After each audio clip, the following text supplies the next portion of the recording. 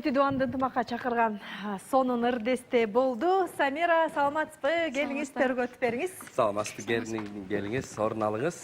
Биз болсо мыкты чыгармачылык үй бүлөнү студиябызга чакырып алганбыз. Ырчы, хореограф Самира Шамырова сонун ырын жалпы кыргызстандыктарга арнады. Ал эми көшөгө артында Самиранын жолдошу Сүйүн Батыров дагы даяр турат. Сүйүндү тосуп алып студиябызга чакырып алалы. Кош келипсиз, келиңиз. Саламатсыздар, кутматтаңыздар. Саламатсызбы, кош келипсиз. Бүгүн бизде таланттуу чыгармачылык үй бүлө студиябыздын мейманы.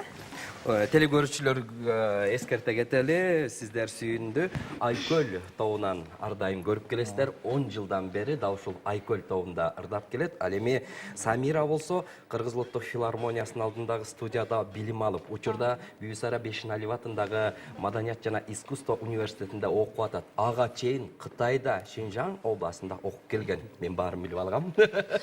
Кош келипсиздер. Кош келипсиздер. Сиздердин чыгармачылык үй бүлөгө ушул чыгармачылык түрткү болуш керек, таанышканга. Ооба, туура айтасыз. Мен ошо музыкалык окуу жай, Күреңкеев музыкалык окуу жайын аяктап, консерваторияга тапшырганда, ошо филармонияны бүткөн Урмат деп, Урмат Шыныбеков ал дагы ошо Айкөл тобунда ырдачы. Ошол досум менен таанышып, анан ошол кезде кафелерде келинчегим экөө чогуу ырдашчу экен. Ошо филармония чогуу түшкөн да ачы. Ошо досум аркылуу таанышып экөөбүз. Мына ушул чыныгы аткаруучулук, чеберчилик кафелерден келет деп айтат. Сиз канча жыл иштедиңиз? Биз чындыгын Азыр кандай гана ыр болбосун, дүйнөлүк классикадан да ушундук сөзөбүз да, Оф ана оф дегендер баш кылып. Ооба, 10 жылда иштедик кой, 10 жыл иштедик. Азыр иштебей элебиз. Башка тармакка өттүк. Тажрыйба бар кенен. Тажрыйба бар, Кудайга шүгүр. Ооба, кабакта, ресторанда, кафелерде ырдап туруп, анан чоң сахнага чыккан ырчы эч качан кыйналбайт экен да, анткени күнүгө 4-5 сааттан жандуу үн менен ырдап, эл астында практика болуп калат экен да. Эки баланы тарбиялап келесиздер. Балдар канчага чыгып калды? Улуусу эркек, улуубуз 5 жашта, кичүүсү кыз 3 жашта. Сүйүн, сиз Самира менен баш кошуп атканда көпчүлүк мырзалар айтат эмеспи? Иштет дейм сен. Ошондой болду беле? Мен билбейм, экөөбүз баягы сүйлөшүп жүргөн кезде эле иштеп жүрчүбүз да. Баягы чогуу жүргөн үчүн ошон үчүн Кызганбайсыз, чогуу жанында. 3 жерде чогуубуз да. Чыгармачылыкта кандай эми дуэттер, үй бүлөлүк чечимдер? Чыгармачылыкта эми биз Айкөл менен иштеп келатабыз. Буюрса дагы иштей беребиз. Жакында ошо Айкөл тобунун 25 жылдыгын беребиз, буюрса быйыл. Ал эми Самира экөөбүз дагы дуэттерибиз бар, буюрса. Анан кийин быйыл ошо Самирага көбүнчө басым жасалды. Быйыл чыгармачылыкка киришели деп атабыз да Самирада. Самира, сиз ырчы гана болбостон хореографсыз. Ооба, туура айтасыз. Биз ошо азыр ошо окуп жаткан ошол хореография тармагында окуп жатам. Биз ошо азыр 80ге жакын балдарды тарбиялап жатабыз, өзүбүзчө жеке мектебибиз бар. Андан тышкары вот 8-чи музыкалык мектепте эмгектенебиз. Сайра Кизбек атындагы 8-чи музыкалык школдо Бишкекте.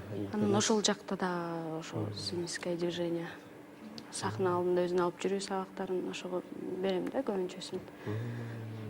Сабак берген башка, анан өзүңүздүн практикаңызда ушул чоң сахнага ырдап чыгуу ортосу канчалык? Чоң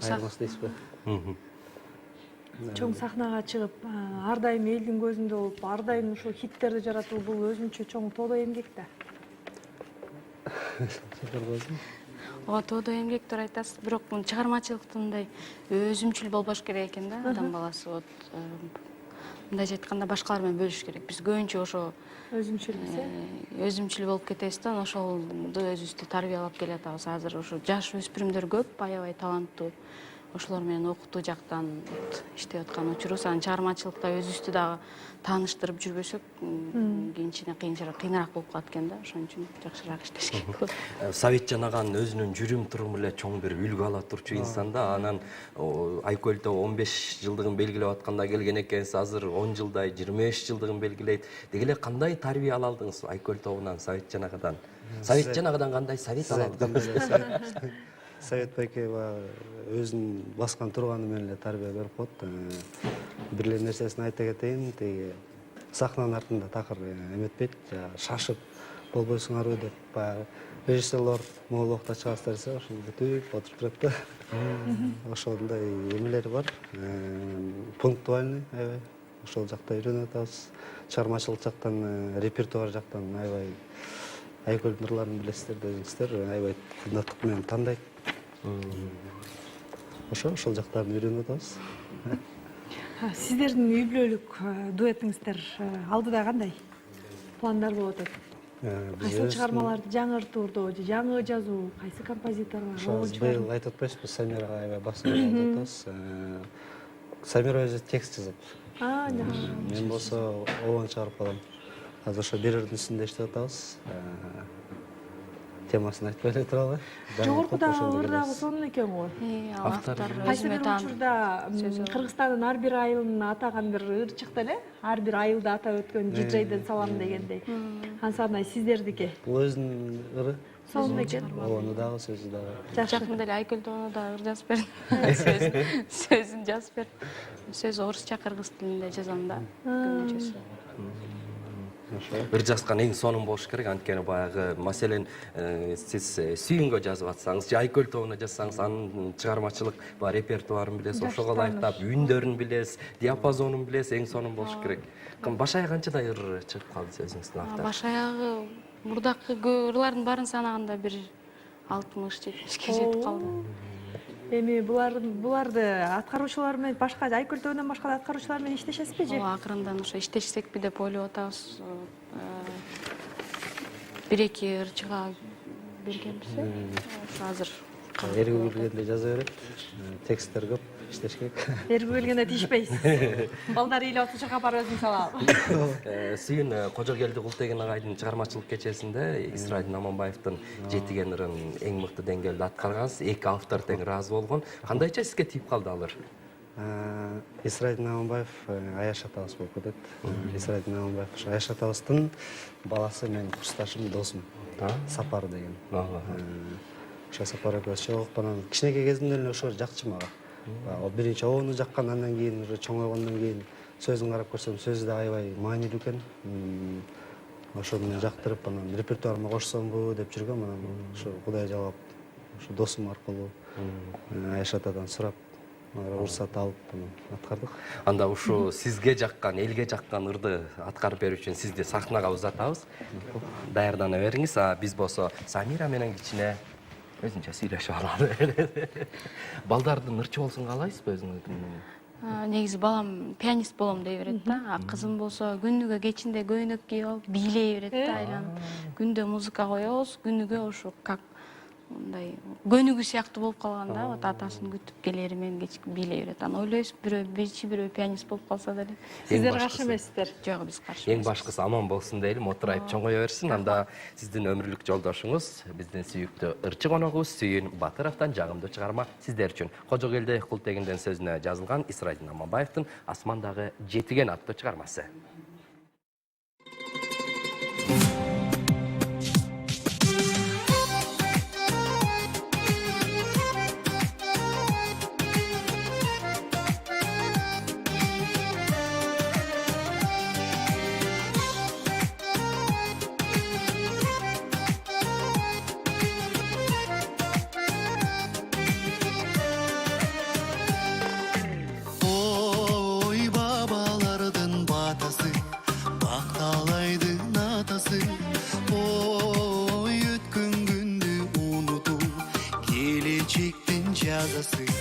Жер üstünde barının yer astında tamırın Sulu berip top yıldızı suna күштүп жарыгын Hey asmandağı jetigen al emne үчүн жетиден чыгарба деп жатпасын ал жет атаңды эсиңен Hey asmandağı jetigen al emne үчүн жетиден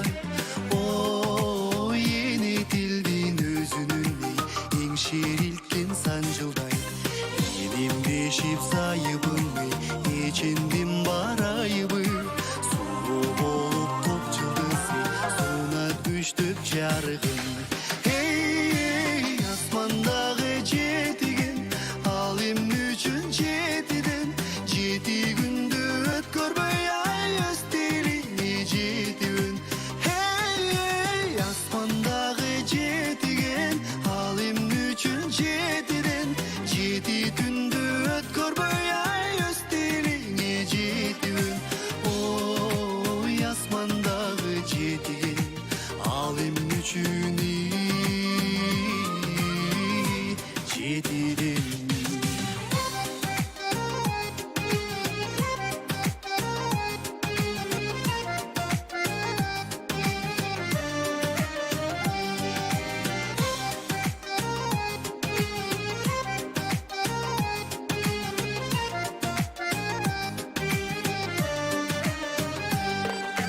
ой төрөлелик урпакка кандай ырктуу бул чакта ой эл менен эл жолашмай эс акылга тунсакта айдасар ким кайыгынды окута суунун жайыгын суроо болуп топ жылдызы сууна күчтүп жарыгын эй асмандагы жетиген ал эмне үчүн жетиден теңир өзү келсе да ал тең бөлүнбөс экиден эй асмандагы жетиген ал эмне үчүн жетиден жаратканым келсе да ал бөлүнбөс тең экиден ой калайык калк эл журтум бөлүнбөйлү биз экиден ой калайык калк эл журтум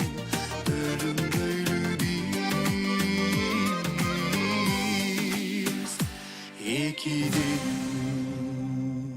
ынтымакка чакырган жетиген аталышындагы Радин Аманбаевдин сонун чыгармасын Илич аткарып берди. Терең ыраазычылык билдиребиз.